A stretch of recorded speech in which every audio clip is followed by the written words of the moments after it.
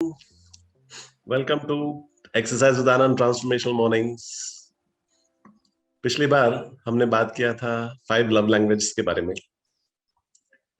तो आज हम लोग बात करते हैं what are the stages of relationship. तो जो फर्स्ट स्टेज है, जो स्टेज ऑफ अट्रैक्शन होता है, जैसे कुछ लोग हनीमून फेज भी कहते हैं, that is the first stage of relationship. तो कोई व्यक्ति आपको अच्छा लगने लगता है, आप उससे अट्रैक्ट हो जाते हो और उसके बारे में सोचने लगते हो, और ये जो स्टेज है इसी को कुछ लोग कि आई एम इन लव ऐसा समझने लग जाते हैं। बट एक्चुअली ये लव नहीं है, ये अट्रैक्शन है, ये इन्फैचुएशन है। तो जब ये फेज शुरू होती है तो बहुत सारे न्यूरोकेमिकल्स हमारे ब्रेन में, हमारे बॉडी में सिक्रेट होने लगते हैं, और जिसकी वजह से एक हम यूफोरिक स्टेज में चले जाते हैं। तो ऐसी यूफोरिया के स्टेज में अक्सर जो सामने वाली व्यक्ति है, तो उस व्यक्ति की सारी बातें हमें पसंद आने लगती है। उस व्यक्ति के जो फॉल्ट्स हैं वो हम इग्नोर करने लगते हैं, और उनके जो क्वालिटीज हैं उनकी तरफ ज्यादा फोकस करने लगते हैं। तो एक तरह का पॉजिटिव बायस हमको उस व्यक्ति के बारे में होने लग जाता है। तो ये है इनिशियल स्टेज ऑफ अट्रैक्शन।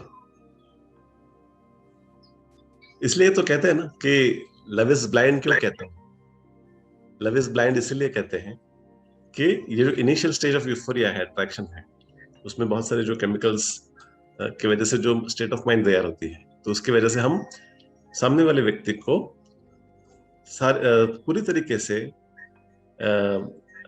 समझ नहीं पाते हैं। एक पॉजिटिव बायस उनके बारे में हमारे मन में रहता है, तो इसलिए लव इज ब्लाइंड कहते हैं। फिर जब आप साथ में रहने लगते हैं, ज्यादा समय बिताने लगते हैं, तो जो नेक्स्ट स्टेज है वो है द नेक्स्ट स्टेज ऑफ, मैं उसको कहूंगा रियलिटी स्टेज। तो रियलिटी स्टेज फिर शुरू होती है। तो रियलिटी स्टेज में उनकी क्वालिटीज के साथ साथ आपको उनकी कमियां भी दिखाई देने लग जाती है।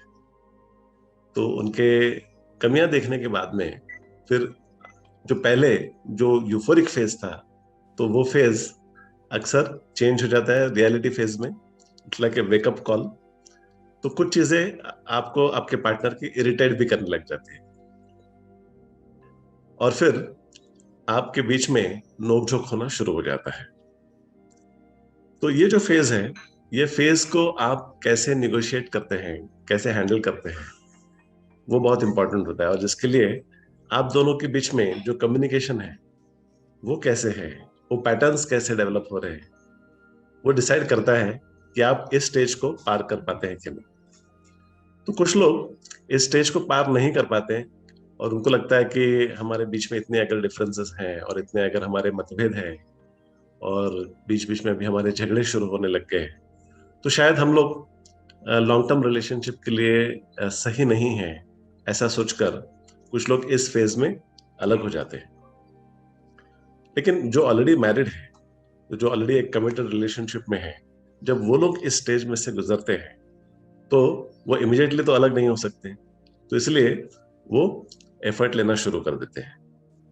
तो जब वो एफर्ट लेते हैं, कम्युनिकेट करते हैं, डिस्कस करते हैं, कभी कभी मदद लेते हैं कि इस तरह इस फेज को कैसे नेगोशिएट करें, तो जैसे वो एफर्ट्स लेते हैं तो उनका जो बॉन्डिंग है वो या तो बेहतर होते जाता है या तो बिगड़ते जाता है। तो ये स्टेज के बाद में जो स्टेज आती है, तो वो है स्टेज ऑफ स्टेबिलिटी फेज।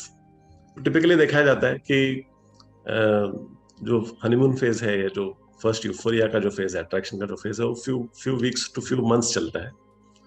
और ये जो सेकेंड स्टेज है, जो वेकअप स्टेज है, वेकअप टू रियलिटी फेज, वो टिपिकली साल 2 साल 3 साल चलता है। और बहुत सारे कपल्स में पहले 2 या 3 सालों में ही बहुत सारे प्रॉब्लम्स आने लग जाते हैं, और जब वो कम्युनिकेशन से एफर्ट लेकर ये जो सेकेंड स्टेज है उससे पार निकल जाते हैं, तो वो पहुंचते हैं स्टेज ऑफ स्टेबिलिटी की तरफ।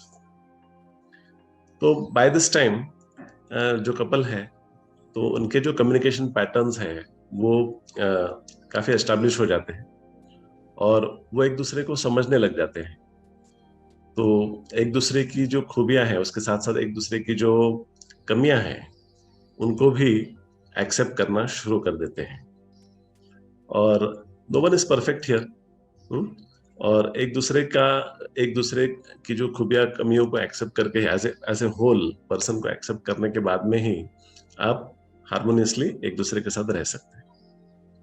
तो कुछ लोग इस फेज में क्या होता है कि एक दूसरे को बदलने की कोशिश करते हैं, तो तब जो रेजिस्टेंस आता है उसमें से झगड़े होते हैं। तो बहुत डिफिकल्ट होता है किसी को बदलना। अगर कोई बदलता है तो हो सकता है जो लव केयर एंड अफेक्शन जो है उसके खातिर ही वो मोटिवेशन आता है खुद को बदलने के लिए। किसी और को बदलना मुश्किल है और करना भी नहीं चाहिए। हाँ, अगर आप उस व्यक्ति को वो व्यक्ति जैसा है वैसा एक्सेप्ट कर सकते हैं तो आप धीरे धीरे अगले स्टेज की तरफ मुड़ रहे हो, स्टेज ऑफ स्टेबिलिटी की तरफ। ऑफ कोर्स अगर सामने वाली जो व्यक्ति है उसके अगर कुछ ट्रेड्स की वजह से आप बहुत ही परेशान हैं, अगर आप स्ट्रेस में आ रहे हैं, आपको तकलीफ हो रही है, you are feeling misunderstood, if you are feeling abused, if you are feeling neglected, तो ये जो स्टेज है, स्टेज ऑफ स्टेबिलिटी तक आप पहुंचते ही नहीं। बहुत सारे कपल्स जो ऑलरेडी मैरिड हैं उनको by the stage already they have kids, तो किड्स के खातिर भी बहुत लोग कॉम्प्रोमाइज करना शुरू कर देते हैं और बहुत सारा अब्यूज भी झेलते रहते हैं। लेकिन क्या ये सही तरीका है रिलेशनशिप में रहने के लिए? क्या ये सही रीजन है किसी रिलेशनशिप में रहने के लिए? तो किसी रिलेशनशिप में रहने के लिए ये चार चीजें बहुत जरूरी। तो ये जो चार चीजें हैं, love, trust, respect and mutual acceptance, तो ये चार पिलर्स है रिलेशनशिप के।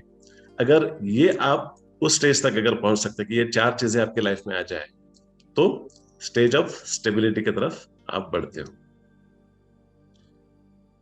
तो एक दूसरे के बारे में आप केयर भी करने लगते हो, एक दूसरे को एक्सेप्ट करने लगते हैं, रिस्पेक्ट करने लग जाते हो। तो कहते हैं ना कि love is not only enough. तो लव के साथ रिस्पेक्ट, ट्रस्ट और एक्सेप्टेंस भी होकर हो तब वो रिलेशनशिप फ्लरिश होने लगता है। और इसके बाद आपके रिलेशनशिप में स्टेबिलिटी आने लगती है।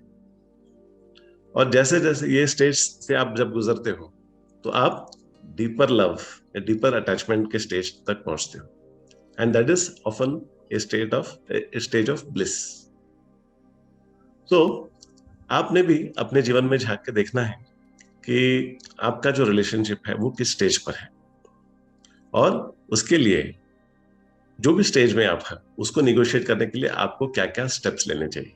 तो ऑफकोर्स किसी भी रिलेशनशिप में आपको ऑनगोइंग एफर्ट लेते रहना है, because every relationship is evolving all the time. तो टेकन फॉर ग्रांटेड नहीं लेना है, एफर्ट लेते रहना है और रिलेशनशिप को और बॉन्डिंग को और बेहतर बनाते जाना है।